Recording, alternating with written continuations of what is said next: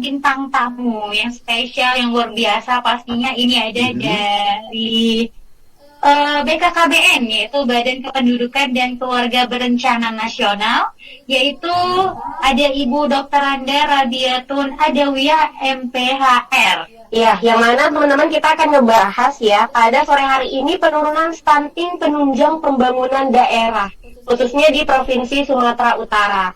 Karena narasumber kita ini dari Kepala Perwakilan BKKBN Provinsi Sumatera Utara.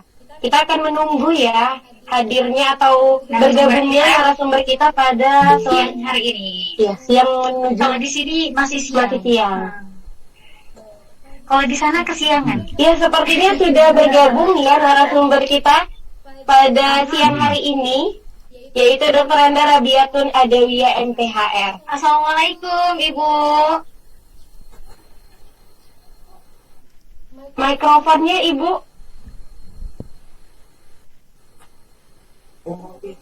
Waalaikumsalam.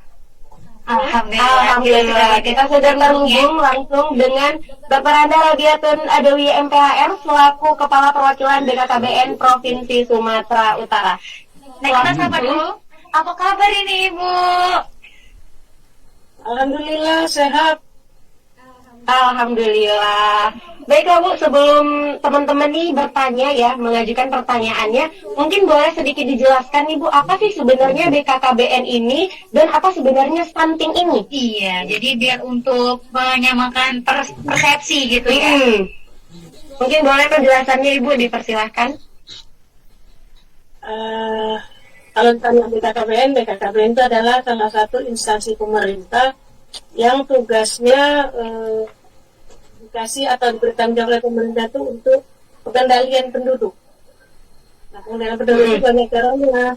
Selain menggunakan kontrasepsi untuk mengendalikan penduduk, untuk membatasi jumlah orang yang lahir, terus ada lagi hal-hal yang terkait dengan pengendalian penduduk ini bisa jadi menjaga jarak kehamilan antara anak di dalam keluarga.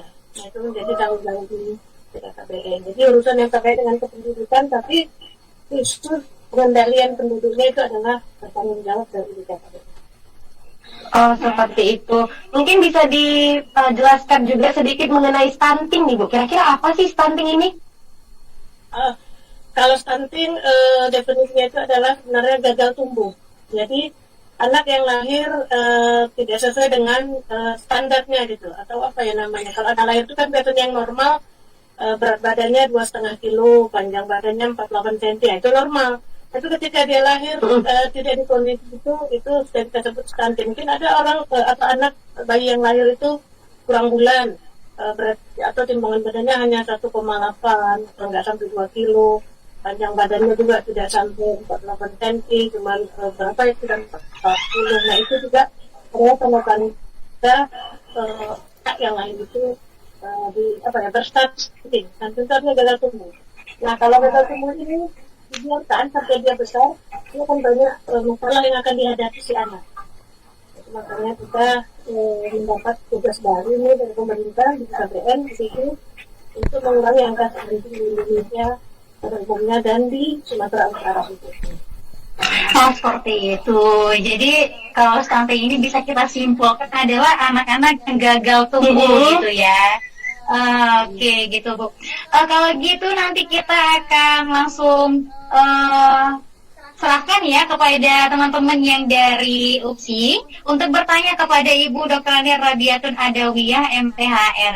Oke, kepada teman-teman yang ada di UPSI, kita persilahkan nih untuk bertanya sama Ibu Rabiatun Adawiyah. Kira-kira mau siapa nih yang bertanya? Ayo, jangan berebut. Oke, terima kasih Bu Dian. Selamat siang kepada Dr. Anda Rabiatun. So, kalau macam di Indonesia ada BKKBN. Kalau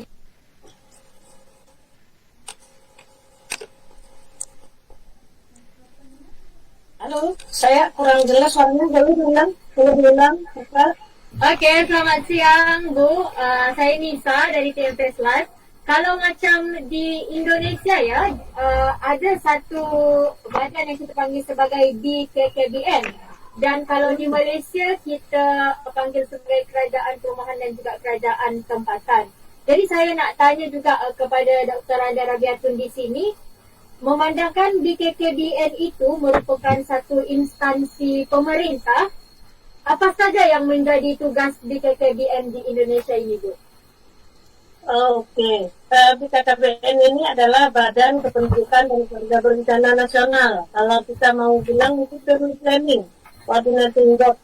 Artinya satu lembaga, satu apa ya, kalau bahasa Malaysia saya nggak tahu, tapi kalau ini departemen namanya, satu departemen di pemerintahan yang kita diberi tugas untuk family planning, program family planning. Program KB seperti apa dan mengendalikan penduduk. Kita tahu Indonesia ini berada di urutan keempat jumlah penduduknya terbanyak di dunia. Setelah China, India, Amerika, atau USA, keempatnya adalah Indonesia. Jadi BKKBN ini punya peranan yang sangat penting di Indonesia karena tugasnya, tanggung jawabnya mengendalikan jumlah penduduk yang besar nih. Itu mungkin kalau secara umum BKKBN, Badan Kependudukan Keluarga Berencana Nasional. Nah itu tadi lanjut lagi mungkin ya untuk pertanyaan selanjutnya nih kepada Tempest Live. Jadi kami nak tahu tentang apa visi dan misi BKKBN. BKKBN. Ya. Kalau visi dari BKKBN menjadi lembaga yang unggul dan handal serta dipercaya untuk mewujudkan penduduk tumbuh seimbang. Tumbuh seimbang itu artinya tidak terlalu banyak manusia atau orang yang lahir dibanding orang yang atau fertility-nya itu tidak lebih banyak daripada mortality-nya. Nah itu salah satu adalah menjadi visi BKKBN dan untuk menciptakan, mengcreate keluarga yang berkualitas. Itu yang menjadi visi dari BKKBN.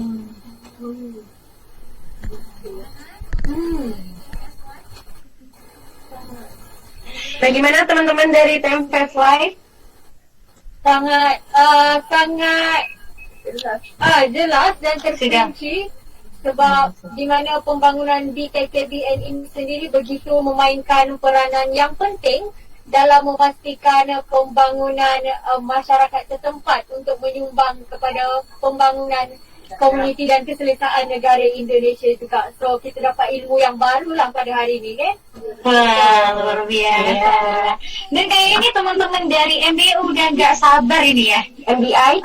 Udah nggak sabar banget pengen nanya. Aduh, banget sih ini gitu ya. Mana ini untuk DJ Is dan DJ Wan? Iya. Udah nggak sabar kali nih kayaknya DJ Is. Kenapa Putri? DJ Is sehat? Sehat? Alhamdulillah. Oh alhamdulillah. Ya, sehat. Sudah lama tak jumpa nih ya. Lama tak jumpa. Itulah rinduan antara kita. Iya, salam rindu lagi. Baiklah untuk teman-teman yang ada di MBI mungkin untuk memberikan pertanyaan kepada narasumber kita pada siang hari ini dipersilahkan. Okey, daripada MBI kita nak bagi Wan untuk tanyakan soalan kepada doktor. Silakan Wan. Assalamualaikum doktor. Semoga sihat hari ini ya doktor. Alhamdulillah. Salam.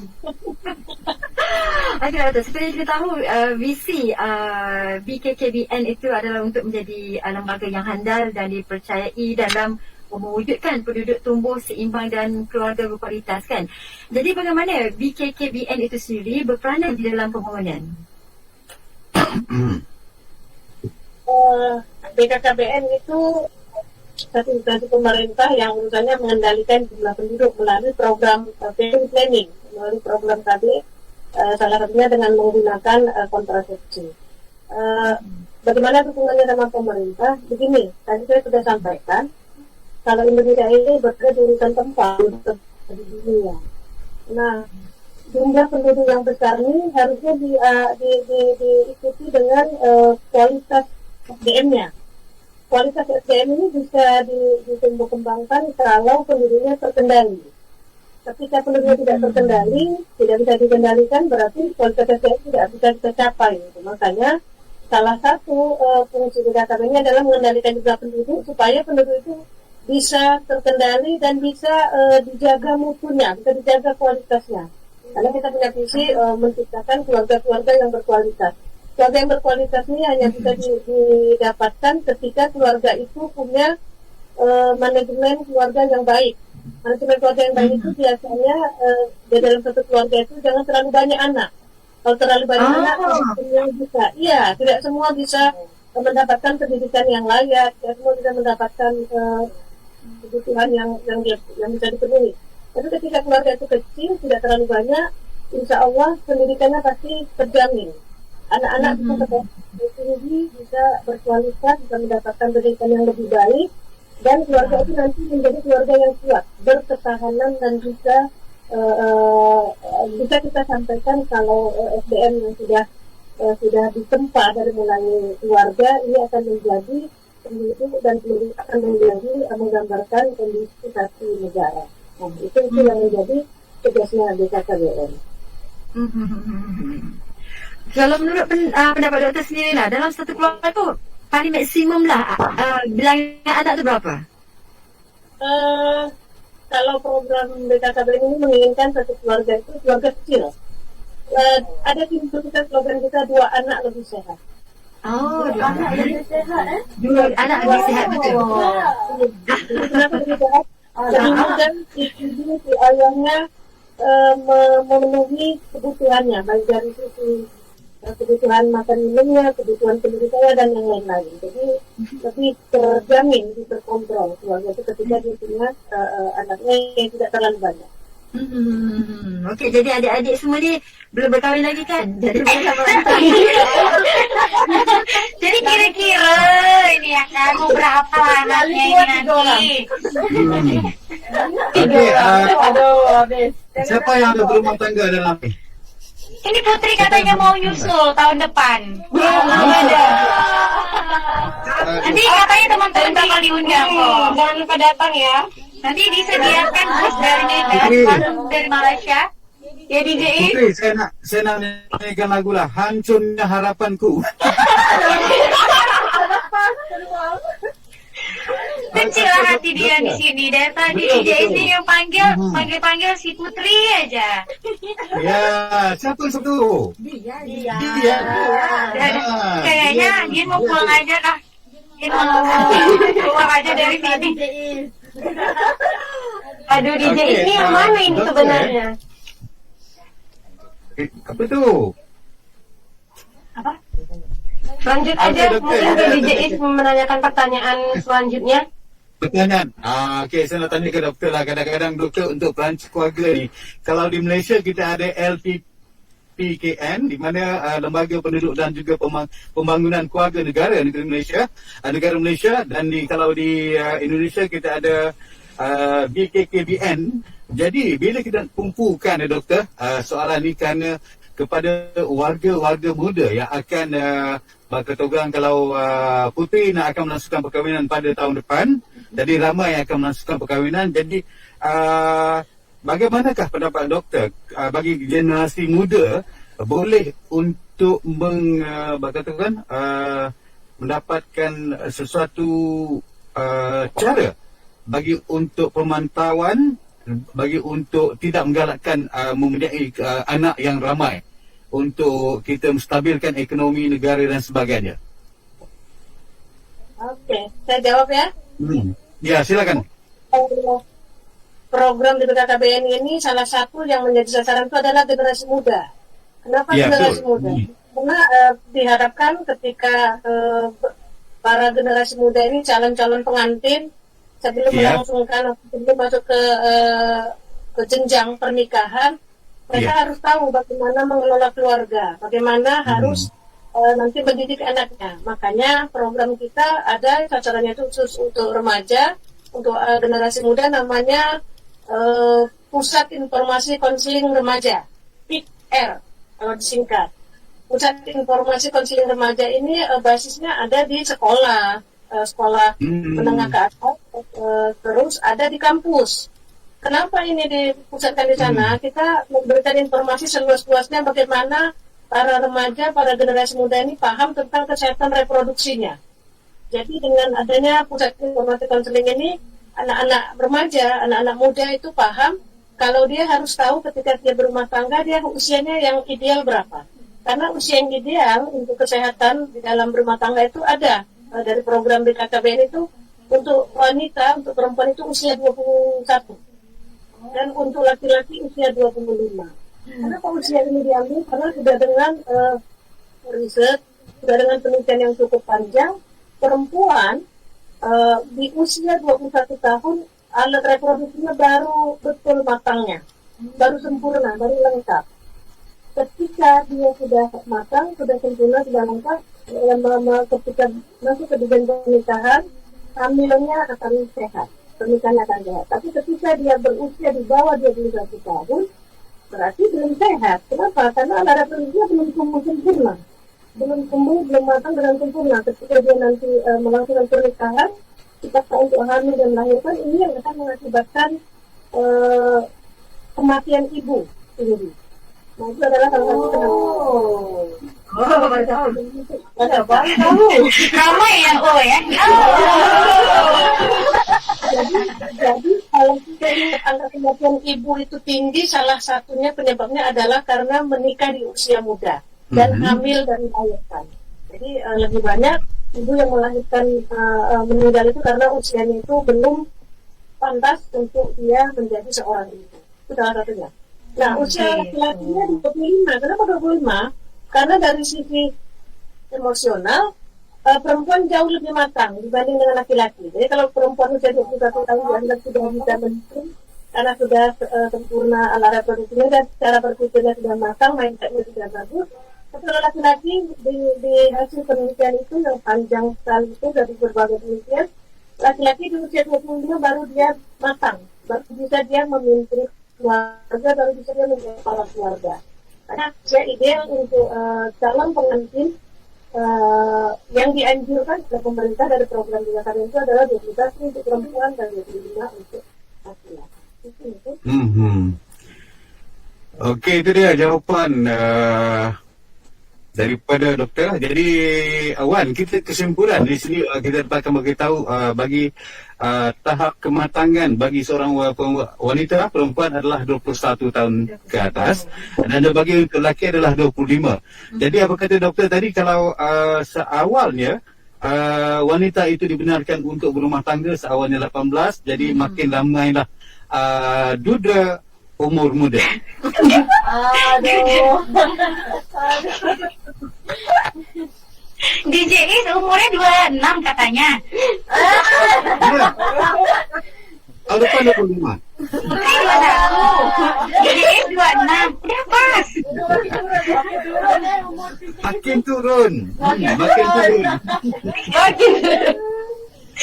Tapi ini ada juga Dian mau bertanya nih kepada Ibu Rabiatun, yang mana ini tadi kan dengan slogannya ya bisa kita bilang BKKBN itu 2 anak lebih sehat gitu ya.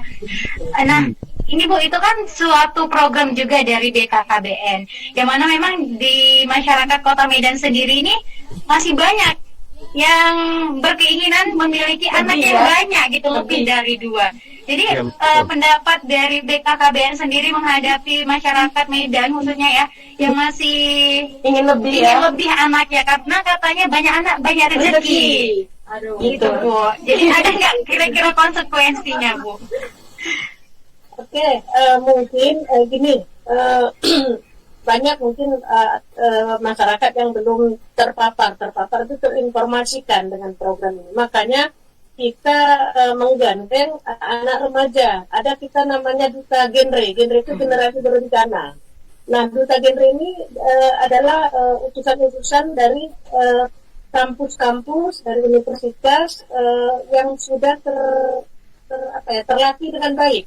Mereka sudah mengikuti berbagai ujian, berbagai tahapan seleksi untuk menjadi duta genre. Dan mereka ini yang kita jadikan perpanjangan tangan dari pemerintah.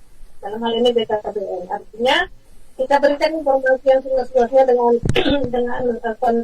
kondisi satu wilayah kepada mereka, dan mereka nanti akan langsung berbicara di kalangannya. Kenapa? Karena biasanya kalau anak remaja ini yang berbicara dengan dia, yang memberikan informasi yang seumuran, sepantaran, atau satu umur, itu jauh lebih diterima, jadi lebih enak diskusinya, lebih enak komunikasinya.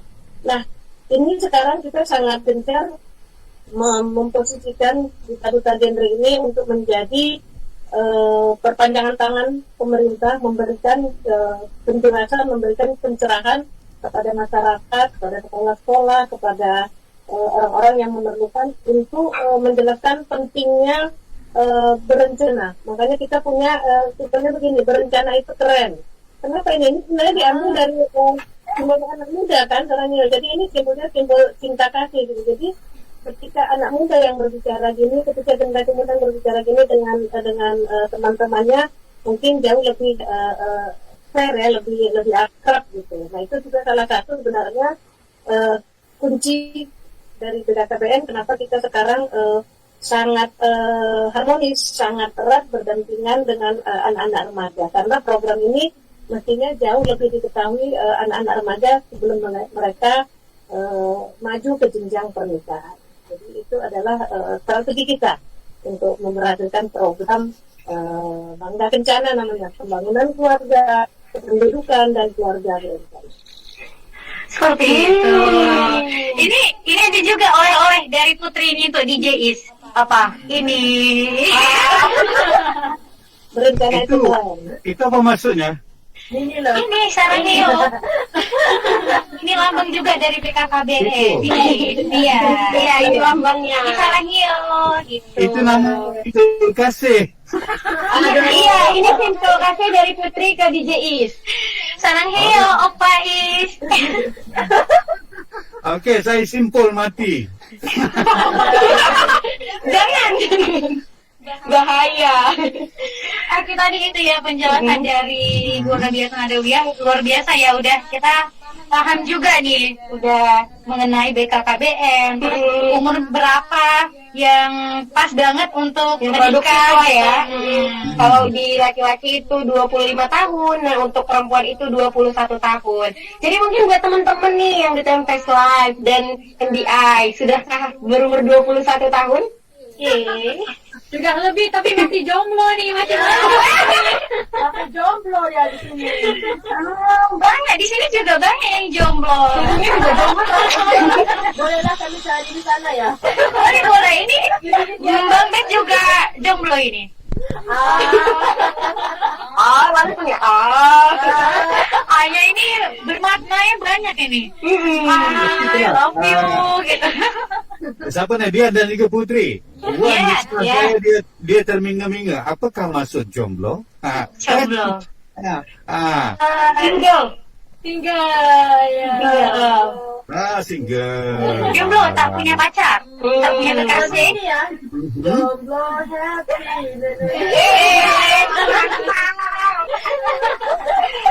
Baik, kalau anak muda dan Rekan-rekan yang ada di Malaysia. dan masyarakat Malaysia, kita akan break sejenak nih ya DJ Is. Anggap kita break dulu. Alright, kita merindu sedikit 5 menit bersama dengan lagu. Kita beri seketika. Baik. Boleh? Dan kali ini teman anak muda ada lagu Virgon featuring Audi. Ya, selamat tinggal. Tinggal. Selamat tinggal semuanya. Nanti kita balik lagi. Kita ucap selamat tinggal. Nanti kita balik lagi. Selamat tinggal. Oke, alright, kita play. Oke, ini dia lagunya.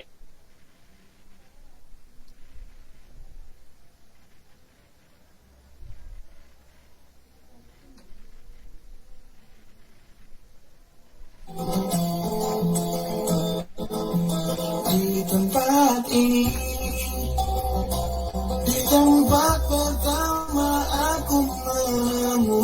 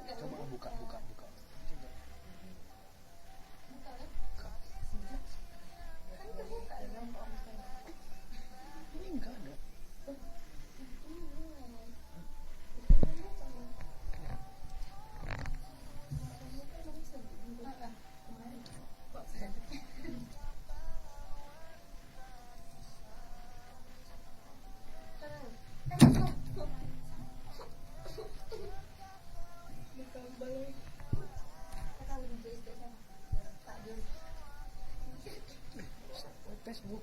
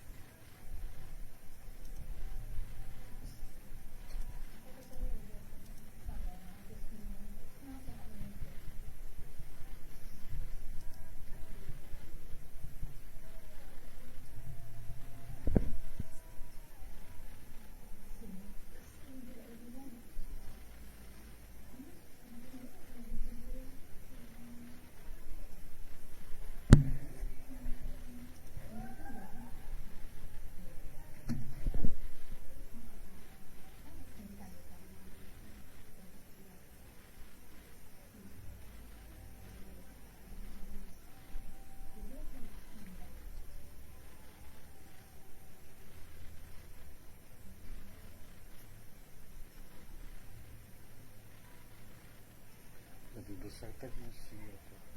Kan masih bisa. Kalau tuh masih. Kalau seperti itu.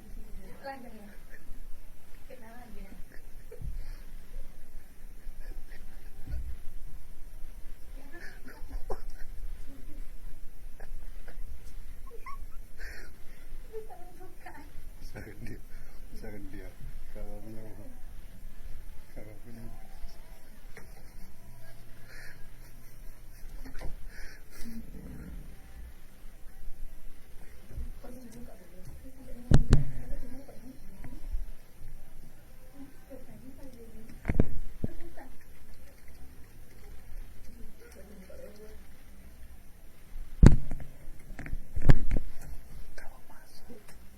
hidupkan mic itu ya. Videomu hidupkan aja, videonya hidupkan aja.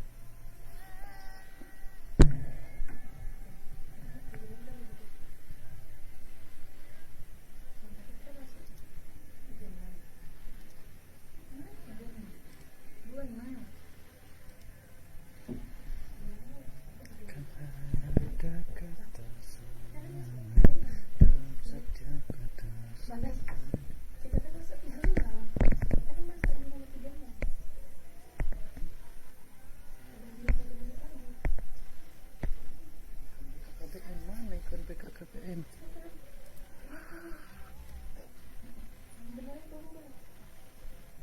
Masuk aja lah.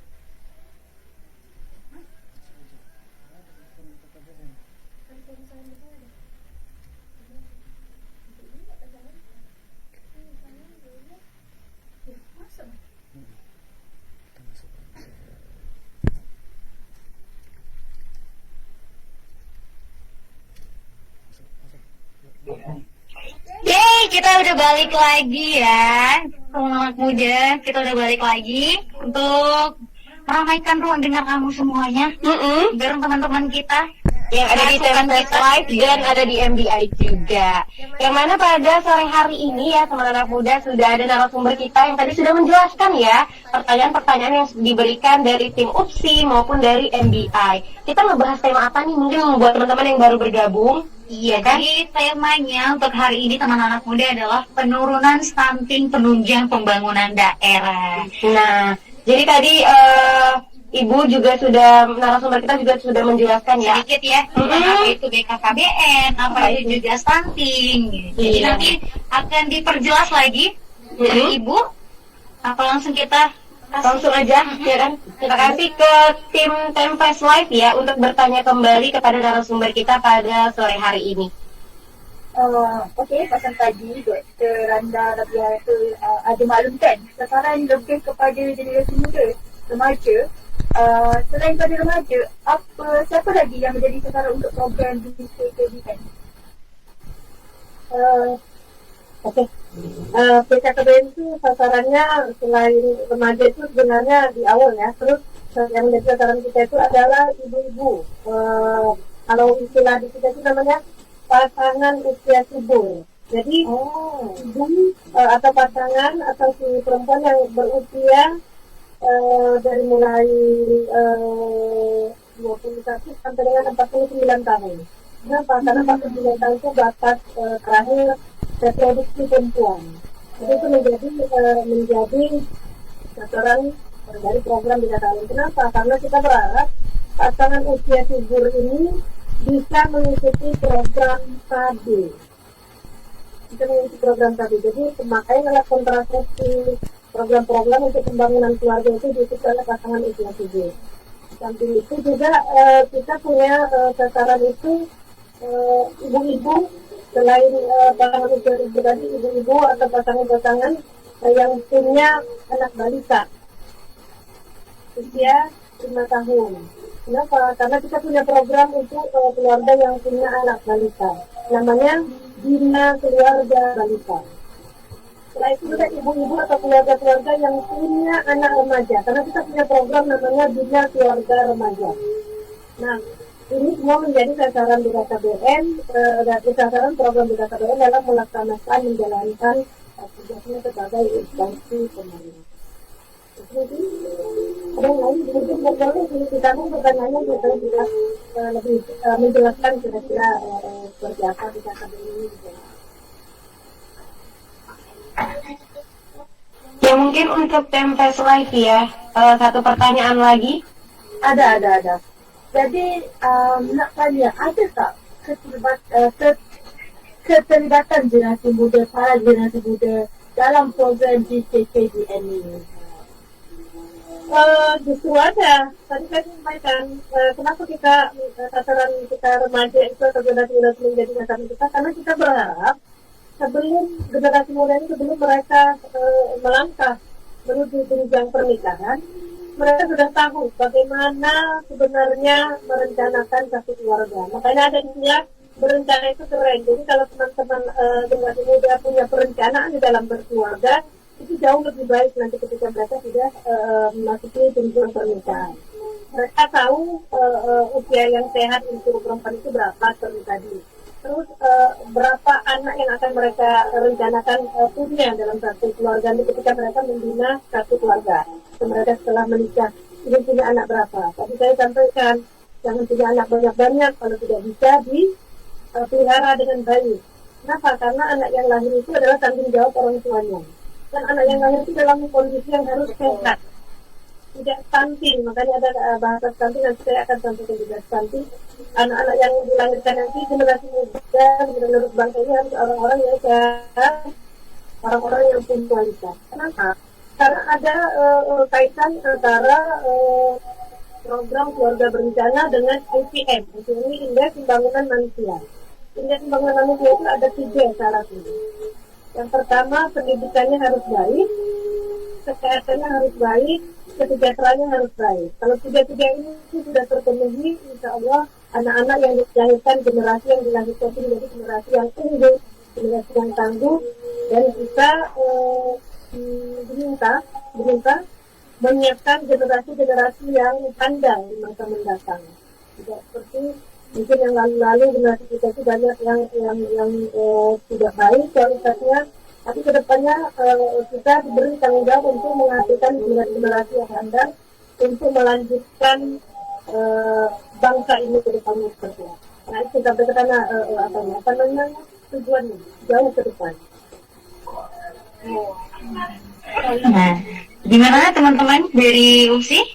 Kalau macam kita dengar di mana BKKBN ini sendiri selain daripada memfokuskan kepada generasi muda sebentar tadi, tetapi turut juga mensasarkan golongan ibu-ibu untuk pembinaan keluarga, sekaligus dalam mementingkan keadaan kesihatan juga para ibu-ibu, generasi muda dan anak-anak yang bakal dilahirkan, di mana ia memang merupakan tanggungjawab para ibu dan bapa dalam memastikan keharmonian, keselamatan, kebajikan keluarga yang secara tak langsung memberikan impak kepada komuniti setempat dan juga pembangunan masyarakat sekaligus negara sendiri. So memang Dari sini kita boleh nampak Yowani dan juga Cik Mel dan rakan-rakan BMBI dan unsur di mana BKKBN ini begitu sangat memainkan peranan yang sangat-sangat penting. Wah, memang sangat besarlah peranan yang dimainkan oleh BKKBN ini sendiri.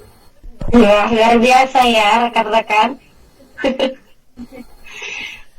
Mungkin untuk DJ Is ini sepertinya sudah tidak sabar nih untuk bertanya kembali. DJ Is sihat tak? Tanya saja. Sihat. Nanti Aku didatangi. ini oleh Sihat. 1, 2, 3, 4, 5, 6. Ada 6 yang 6 bunga. Saya ikut bunga. Bunga apa aja nih? Baiklah, mungkin untuk Oke, rekan-rekan yang ada di MBI ya, ingin bertanya lagi kepada narasumber kita, kami persilahkan. Okey, doktor ya. Jadi untuk menyelaraskan sesuatu program bukan mudah, bukan senang kerana kita berada di bandar dan juga ada di kampung. Jadi untuk kita memperkembangkan maksud utama diadakan bagi untuk BKKBN ini bukannya mudah ya. Bagi Malaysia pun bukannya mudah untuk bagi untuk kerajaan ataupun pengurusan untuk menyekat kelahiran bayi-bayi daripada dipantau oleh pihak kerajaan ya. Dan bila nak fokuskan kepada apa yang dikatakan tentang program Kampung KB ataupun satu program saya rasa ni program akan diwawarkan ke kampung boleh doktor jelaskan apakah tujuan utama program Kampung KB? Silakan doktor. Oke, terima kasih. Kampung KB itu awalnya sebutan panjangnya itu adalah Kampung Keluarga Berencana. Tapi sejak tahun lalu kita tukarlah namanya, bukan Kampung Keluarga Berencana, tapi Kampung Keluarga Berkualitas. Nah, Kampung KB ini adalah program unggulan BKKBN juga. Benar tadi. Jadi kita bicara KB ini bukan hanya di tataran yang di tingkat nasional, bukan hanya di tataran yang tingkat yang di pusat saja, tapi kita sampai ke bawah, sampai ke kampung-kampung. Nah, Kampung KB ini dimaksudkan adalah satu wilayah, satu lokasi di kampung yang bisa terpusat semua di sana. Jadi memang dipilih Kampung KB ini adalah di wilayah yang semuanya tertinggal. Program tertinggal, program KB-nya tertinggal, program pemerintah yang lain mungkin daerahnya pelosok, terpencil, program-program yang lain dari pemerintah itu pendidikan orang-orang di sana di kampung itu tidak bersekolah gitu. Sengaja dipilih seperti itu dan dijadikan Kampung KB dengan tujuan setelah dijadikan Kampung KB nanti ada perubahan yang sangat signifikan. Artinya apa? Ketika kita sudah jadikan itu Kampung KB, kita akan benahi program-program pemerintah dari lintas sektor, bukan hanya dari program KB-nya aja, tapi dari seluruh lintas sektor. Mungkin akses ke sana susah, berarti kita harus advokasi pemerintah untuk perbaiki jalan ke sana. Dinas PU-nya datang perbaikan jalan. Mungkin lingkungannya masih belum bersih, dinas lingkungannya nanti akan perbaiki. Kalau pendidikan anak-anak di sana kurang baik, berarti dinas pendidikan akan fokus pendidikan di sana supaya anak-anak jangan sampai tidak dapat sekolah, tidak mendapatkan kesempatan untuk sekolah. Setelah itu, KB-nya juga begitu. Jadi ketika di sana, kelihatan kalau di kampung kami itu biasanya satu keluarga anaknya banyak, 8, 10 gitu. Nah, setelah dijadikan kampung kubu, berharap generasi berikutnya itu sudah paham dengan keluarga yang kecil tadi. Tidak perlu anaknya banyak kalau tidak berkualitas. Biarlah keluarga itu kecil, tapi keluarga itu menjadi keluarga yang tangguh, yang unggul dan berkualitas. Nah, itu menjadi, kita sebutnya namanya kampung berkualitas. Nah, untuk Sumatera Utara, saya bicara di Sumatera Utara karena ini di Medan, jumlah kampung KB kita ini ada sekitar 826 jumlahnya. Ini seluruh Sumatera Utara. Sumatera Utara ini ada 33 kabupaten kota. Saya nggak paham kalau di Malaysia namanya apa, apakah namanya regensi kah atau apa, tapi di Sumatera Utara kita punya 33 kabupaten kota dan sangat luas. Nah, ketika kita bicara kampung KB ini akan menjadi bekerja menjadi tantangan yang luar biasa buat kita. Tapi selagi kita bisa bekerja bersama, kita kerjasama dengan kabupaten kota, di sana punya bupati, punya wali kota, dan kita sampaikan informasi ini. Biasanya kalau orang-orang di kabupaten kota itu peduli dengan daerahnya, dia akan terima informasi dari kita dan dia akan mau bekerja sama untuk menuntaskan hal-hal yang kurang baik di kampungnya untuk menjadi kedepannya lebih baik. Kalau kampung kami. Ya, Dato', itu satu pandangan yang sangat baguslah kan. Jadi kalau kita lihatlah, stunting ini merupakan ancaman utama terhadap kualitas manusia, juga ancaman terhadap kemampuan daya saing bangsa. Ini kan sebab anak stunting ni bukan hanya terganggu pertumbuhan fiziknya, malah juga ia terganggu perkembangan otaknya yang mana tentu akan sangat mempengaruhi kemampuan dan juga prestasi di sekolah. Jadi produktivitas dan kreativitas di usia-usia yang produktif. Betul tak? Penurunan stunting merupakan program terbaru BKKBN. Jadi, seperti apakah agaknya program ini dijalankan? Oke, terima kasih. Benar, penurunan angka stunting ini menjadi program baru di BKKBN. Kita baru mendapatkan amanah dari Presiden awal tahun ini, di bulan Februari tahun ini mendapatkan amanah untuk menyelesaikan atau diberikan tanggung untuk menurunkan angka stunting. Kenapa harus diturunkan? Karena Indonesia saat ini berada di angka 27% stuntingnya. Jadi kalau 27% ini ibaratnya setiap 100 anak yang lahir, 27 orang stunting. Stunting ini bukan hanya gagal tumbuh, tapi kekurangan gizi yang kronis. Jadi akan mengakibatkan pertumbuhannya lambat, daya pikirnya lambat, dan menjadi sering terkena sakit-sakitan. Jadi anak yang stunting ini biasanya mudah terkena penyakit.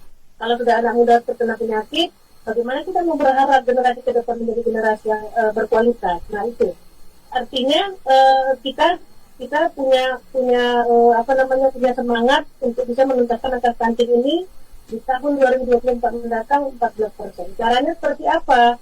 Nah, kita sekarang sedang membentuk namanya tim pendamping keluarga. Tim pendamping keluarga ini dibuat supaya nanti mereka bisa mengawal keluarga-keluarga yang berpotensi stunting. Kita sudah punya wilayah-wilayah, lokus-lokus di mana anak-anak stunting ini banyak, atau di mana wilayah-wilayah yang ada di Indonesia ataupun di Sumatera Utara ini yang berpotensi keluarga itu punya anak stunting. Kenapa kita punya datanya itu? Karena kita tahu biasanya anak stunting ini lahir dari keluarga-keluarga yang menengah ke bawah atau dalam kategori miskin, sehingga tidak terdeteksi dia punya anak stunting. Stunting ini bisa dilihat bukan hanya ketika anak lahir, tapi ketika si ibu mengandung.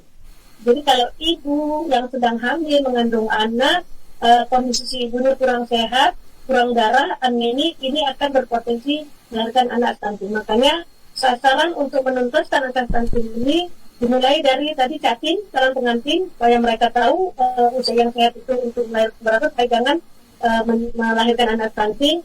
Setelah itu ibu yang hamil tadi, ibu hamil diperiksa kesehatannya, apakah dia menderita anemia atau dia punya penyakit keturunan, diobati dulu sebelum anaknya lahir, dan sampai kalau memang sudah terlalu sampai anak lahir, dijaga sampai 1000 hari pertama kehidupan. 1000 hari pertama kehidupan itu hitungannya dari mulai si bayi dalam kandungan sampai usianya 2 tahun. Kenapa ini dijaga? Karena 1000 hari pertama kehidupan ini adalah golden period dari seorang anak manusia.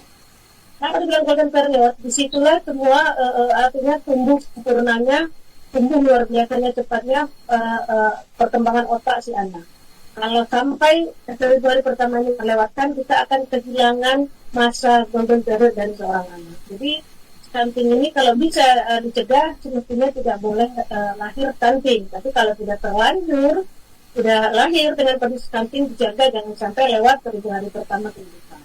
Makanya yang menjadi sasaran untuk menurunkan ini adalah calon pengantin, ibu hamil dan ibu yang punya anak bayi.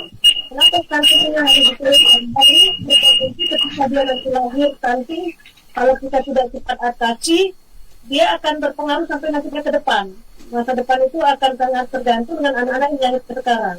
Bagaimana kita mau mendapatkan anak yang berkebutuhan kalau dia dalam kondisi stunting, kurang gizinya buruk, bagaimana dia mau hidup ke depannya.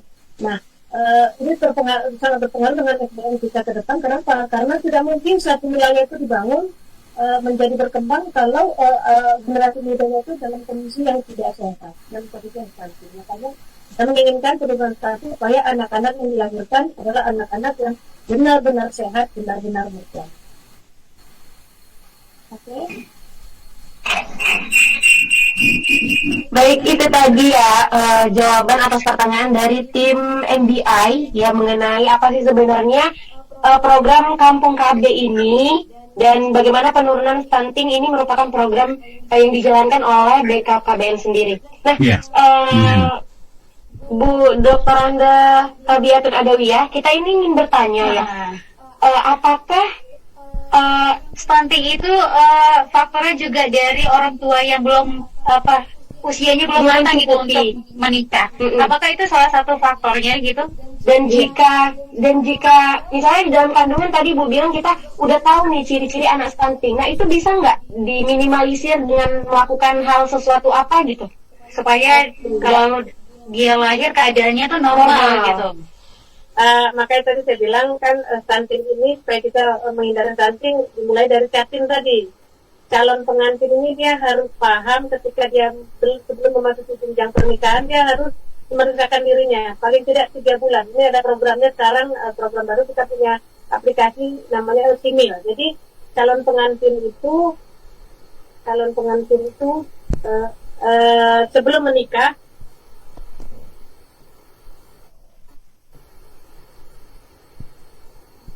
calon pengantin atau sebelum mereka menikah, mereka 3 bulan sebelum menikah itu harus tahu benar kondisi tubuhnya, baik yang perempuan maupun laki-laki. Kalau yang perempuan, paling tidak dia harus tahu konsumsi vitamin apa. Jangan sampai dia terkena anemia. Kita kan kadang-kadang sepele atau tidak mengikuti dengan penyakit anemia gitu, kurang darah biasa gitu ya. Ternyata kalau kurang darah ini berkepanjangan, dia berpotensi melahirkan anak stunting. Makanya 3 bulan sebelum nikah, mestinya persiapan statin itu harus memeriksakan dirinya tadi yang saya sampaikan, harus dalam kondisi sehat. Periksa ke rumah sakit, jangan segan, jangan malu untuk memeriksakan diri kondisi kita sehat enggak ya. Terus saya anemia enggak ya, gitu. Apalagi kalau sudah punya penyakit mungkin bawaan, gitu. Tentukan dulu penyakitnya sebelum dia melangsungkan pernikahan. Demikian juga dengan laki-laki. Laki-laki juga harus diperiksa 3 bulan sebelumnya. Artinya apa? Kalau dia perokok, berhenti dulu merokok. Jangan sampai dia dalam kondisi yang perokok berat gitu. Waktu dia mau langsungkan pernikahan. Kenapa? Karena ternyata orang yang perokok berat itu bibit yang dia berikan nanti kepada si perempuan ketika menikah kurang baik. Nah, sampai ke situ kan. Jadi kalau selama ini persiapan orang mau menikah itu hanya pre-wedding aja, pre-wedding. Foto di sana sampai biayanya luar biasa gitu. Padahal tidak kalah pentingnya, jauh lebih penting adalah memeriksakan kesehatannya. Tadi yang saya sampaikan, jangan sampai ketika kita melakukan pernikahan kondisi tubuh kita itu tidak sehat. Ketika berarti lagi kalau dia memang mohon maaf saya harus sampaikan misalnya narkoba gitu, berhentikan dulu, artinya berobat dulu dia sebelum melangsungkan pernikahan. Demikian juga yang perempuan. Makan vitamin, ada vitamin namanya vitamin untuk kesehatan. Kalau pergi ke dokter atau ke puskesmas pasti mereka tahu. Selain obat anemia, kalau kita kurang darah, sangobion atau apa, ada vitamin yang untuk membuat perempuan itu sehat ketika dia nanti mengandung. Itu dimulai dari sebelum masa pernikahan. Nah, itu cara kita untuk tidak mendapatkan anak stunting. Kemudian tadi yang saya sampaikan, ketika misalnya kita sudah berobat, kita sudah periksa kesehatan, sekarang kita bangun ada namanya aplikasi Alsimil. Jadi aplikasi Alsimil ini kalau bagi cacing dia wajib mengikuti ini. Jadi ketika calon pengantin ini sudah tahu dia mau menikah di usia berapa gitu, atau dia mau menikah di bulan berapa gitu, dia bisa ikut. Ini sekarang kita sedang bangun, kita kerjasama dengan Kementerian Agama, kita dengan Kementerian Kesehatan dan kementerian untuk membuat satu sertifikat. Jadi calon pengantin itu bisa meneruskan pernikahan ketika dia sudah mendapatkan sertifikat itu. Sertifikat itu didapatkan ketika dia sudah mendapatkan pembekalan pemilihan bagaimana untuk membina satu rumah tangga. Seperti itu. Jadi kalau belum mau melangsungkan pernikahan harus ada sertifikat itu dulu ya Bu, sertifikat pelatihan. Jadi kalau nikahnya ini belum tahu Bu, Mau ngambil sertifikatnya aja dulu boleh ya Bu? Boleh. Soalnya teman saya, dia belum punya pasangannya ini untuk nikah, tapi dia udah pengen nikah. Jadi mau ngambil sertifikat.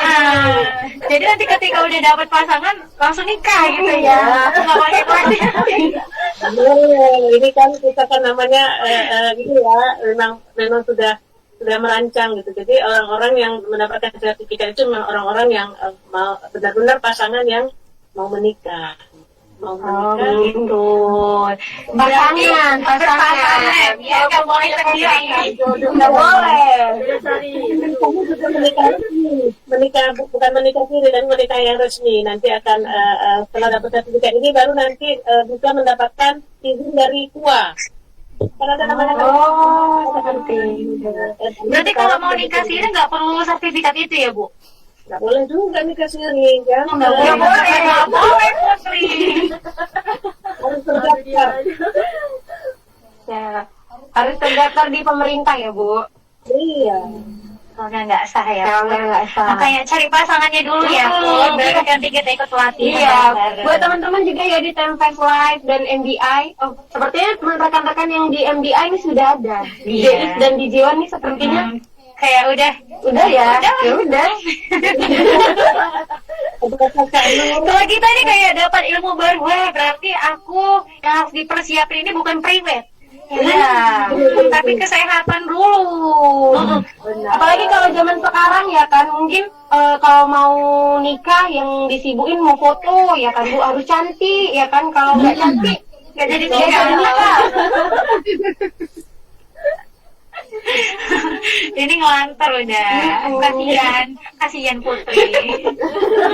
Doakan ya teman-teman, mudah-mudahan nanti Putri mendapatkan jodohnya. Amin. Okey, tak apalah Putri, kita nikah itu untuk cicil.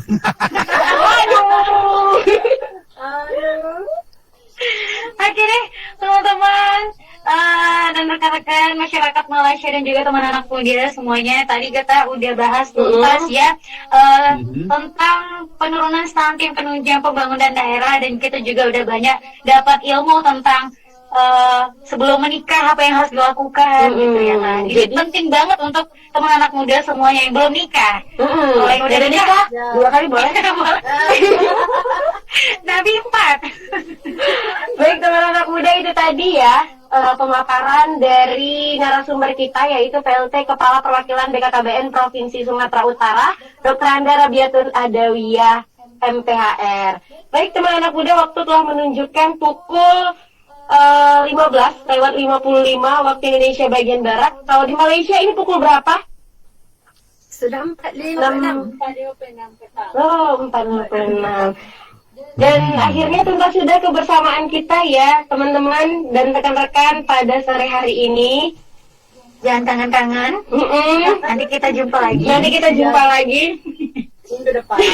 Terima kasih juga buat narasumber narasumber kita pada siang hari ini, luar biasa banget ya Ibu. Mudah-mudahan Ibu sehat selalu. Dan buat teman-teman semoga sehat selalu juga. Nanti Rabu depan kita akan bertemu lagi ya di JIS. Siap? Ya, minggu depan kita bertemu lagi insyaAllah. Minggu depan kita informasi daripada TFS Live lah Oke, siap. Oke, siap. Oke, thank you so much ya buat teman ya. Nak ucapkan jutaan terima kasih kepada Dr. Rabiatun Adawiyah kan, di atas perkongsian yang cukup bermakna, dan kami di Malaysia berdoakan agar usaha murni pihak BKKBN nasional untuk merealisasikan penurunan stunting itu berjaya dengan cemerlangnya, kami doakan. Amin. Ya, bukan bagi saya itu bukan untuk kita mengelakkan lahirnya insan-insan ke dunia, tapi itu untuk merancang menjadikan insan-insan yang terbaik di dunia. Ya, Benar-benar. Iya benar. Yang berkualitas. Iya, baik. Yang Baik, terima kasih ya kepada rekan-rekan yang sudah bergabung dari MBI maupun dari Tempest Live, dan terima kasih kepada Ibu yang sudah menjelaskan kita tentang tema hari ini, yaitu penurunan stunting, penunjang pembangunan daerah. Baik teman anak muda dan masyarakat Malaysia, rekan-rekan yang ada di Tempest Live dan MBI, kini saatnya kita pamit undur diri. Sampai bertemu di Rabu depan. Assalamualaikum warahmatullahi wabarakatuh. Dah. Waalaikumsalam.